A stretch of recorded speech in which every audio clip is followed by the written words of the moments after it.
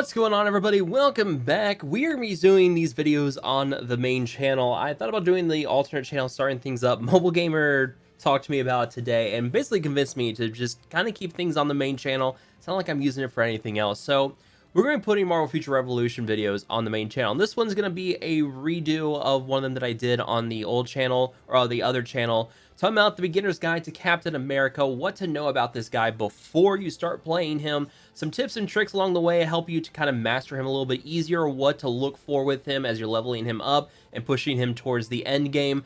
We will go over all that in this video. So let's start off with, what is Captain America's best strengths? Like, what is he built to be?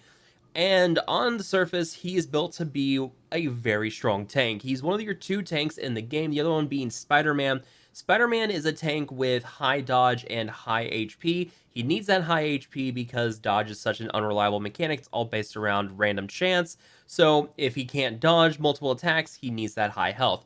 Captain America doesn't have as high health, but what he does have is the best defense stat in the game. So that is going to make him be the tankiest character around. He can basically face tank just anything from bosses.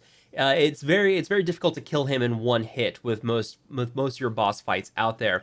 But yeah, that's kind of what he's built for. But there's more to him with that. There's more depth to him, especially when you get to his specializations, and you can turn him into this DPS brawler build. And that's what I'm running on Cap right now. I'm running this DPS build, it's brawler build, it's done fantastic. I do a lot of damage. I've broken 1 million plus on my ultimate quite a few times with this guy. His ultimate hits very hard, and sorry, Disorder, I'm busy recording. This poor guy. But yeah, he can be built as a tank. He can also be built as a DPS character. So don't feel like you have to use him only if you want to be a tank. You can be a little more flexible with him, and we'll talk about how to build him out with your specializations. And I will have a DPS build guide coming here soon for Cap, how to build him up to be a brawler, and I'll probably have one for him talking about how to build him up as a tank as well. But in terms of his skills, and this is really interesting with him, he's got a very unique mechanic. In fact, no other character in the game seems to have this. He has something called a vibration gauge. And while the other characters can do a lot of debuffs on them, like Star-Lord, Doctor Strange, pretty much all the other characters have like different debuffs they can throw out. Even Black Widow has some debuffs to her name. Only thing so far I've really found with Cap is he can put out bleed and defense down, but they're very situational and have to be certain characters or certain abilities. So I guess they kind of added something with him called a vibration gauge, and he's the only character that has a gauge or some mechanic like this. It's kind of disappointing, but I'm going to show you guys how that works. So if you go here and look at his skills, you'll see you have several different subclasses of skills. Like you have hand-to-hand combat abilities, you have shield absorption, and then you have vibranium release. There's 3 different class skills there. You also have your assist ability, which we'll talk about separately, but the hand-to-hand is basically just you dealing damage, does a lot of damage. Sometimes it does high guard break, sometimes it doesn't. What you want to look for are these shield absorption abilities, and you see here it's called vibration absorption, and absorbs 20% of the vibration gauge. And your vibration gauge obviously goes up to 100%, and you use these abilities to build that gauge up to 100%. Once it's built up at 100%, the gauge is fully charged, and then you use a vibranium release ability to then release that charge or clear it, and then you deal 30% additional damage when clearing the vibration gauge. There's 2 different vibranium release abilities in the game for Captain America: Unbreakable Will and Promise of Victory. You have several other shield absorption abilities: Sentinel of Liberty, Reporting for Duty, and Spearhead are all absorption abilities. So you can use those 3 and then use a vibranium release ability. I recommend only using one release ability.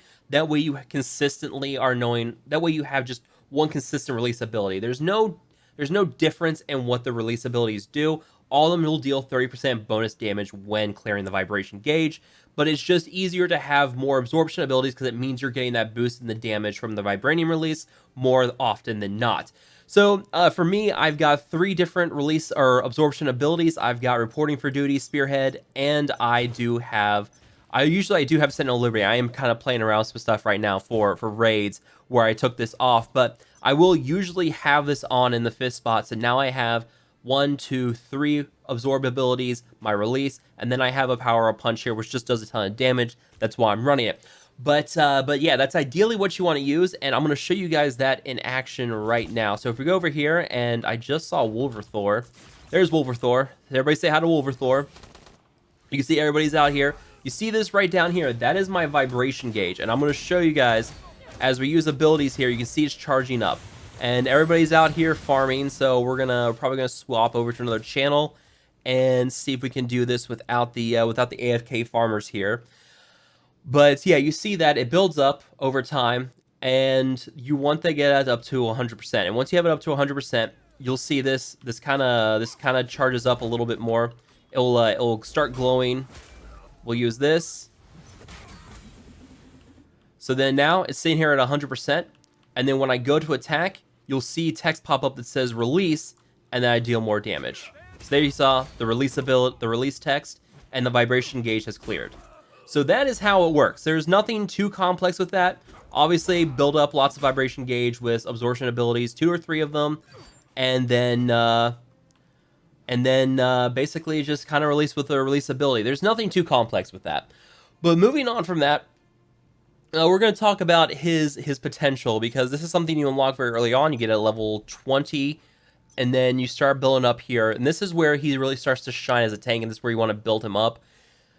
For his first level, this is attack, defense, HP. Everybody has this at the first level of potential.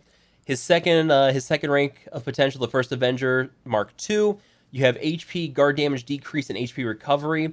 The guard damage decrease is much more for PvP oriented stuff. That's why I'm not really upgrading it as much. That's why I'm working on the 2 outside ones. The HP and the HP recovery are both very important for PvE content. Level 3 has defense, debuff resistance, and HP recovery. Again, the center one with debuff resistance is more PvP related. And then the 4th level, you have defense, guard damage decrease, and HP recovery. So he's getting a lot of HP recovery, and this is something that's can play with the game. We don't really quite know what HP recovery does. We think it helps increase his healing, but I think it increases the overall health that he receives over time from the periodic healing. We don't really quite know, and this game doesn't have very good explanations as to what these stats do.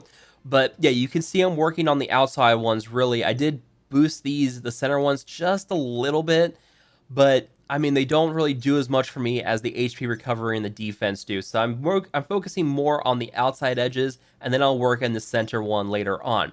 So the potential is pretty straightforward for him. It's mostly built for him being more tanky, helping him recover more, that kind of thing. So in terms of his specialization, this is where things are going to get interesting. You unlock specialization at level 70 with raids. He has some absolute must-have abilities in this specialization tree that you have to have, and we're going to talk about those now, but those are not only required for him if you're going for the bruiser build, the DPS build, but also just being a tank in general. These are very, very important traits for him to have. Number 1 is Vanguard. Over up and to the left, this one converts, it says it converts percentage of your defense into attack. What it does is it takes a percentage of the defense you have and adds that into attack. It doesn't steal defense and turns it into attack. It's worded very poorly. I guess that's just because this is a Korean company and they didn't quite translate this properly.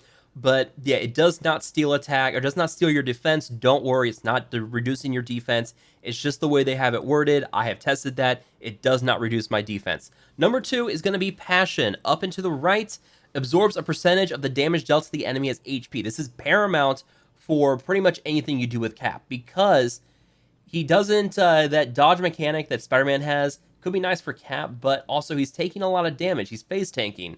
So you need a way to heal it back up, and because we don't have healer class characters in this game, which hopefully we do get at some point, but yeah, he needs a way to heal back up, and sometimes your potions are off cooldown, and this is going to be very helpful. Now, at low levels, Passion will not work too well.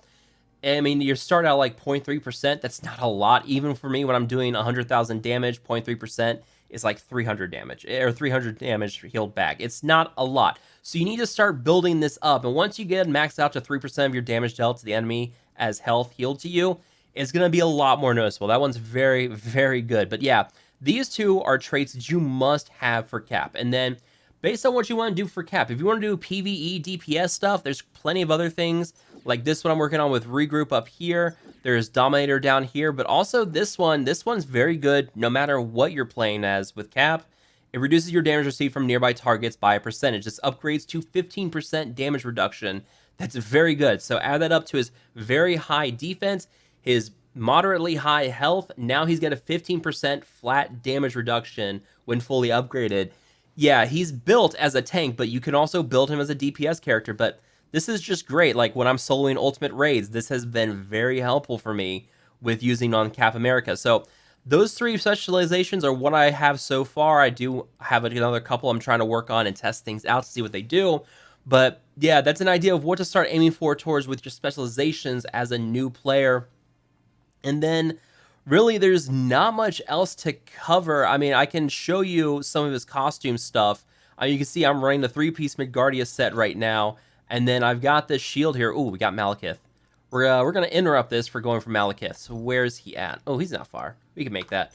But yeah, I'm running a 3-piece Midgardia set with Cap.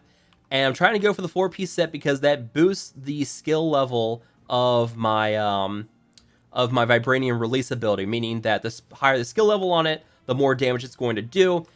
That's pretty much the best in slot for your DPS build.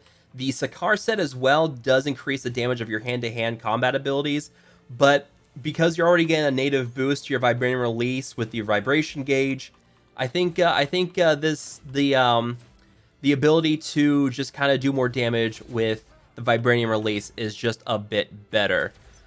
So yeah, there we go. We're almost to Malekith. We're gonna get here just as he spawns. Hopefully we get something good from this guy. Let's see what happens. You guys will see a little bit of this DPS build in action. Look at that. That was a 200k plus crit already. You got defense down on him too. It's very helpful. But yeah, you basically see I'm healing back everything I'm doing with this guy. Like, I'm not really falling low on health. Of course, I took that one. Took damage there from that one. So, there we go. 300k on that. Not bad. We're gonna pop the vibration gauge here.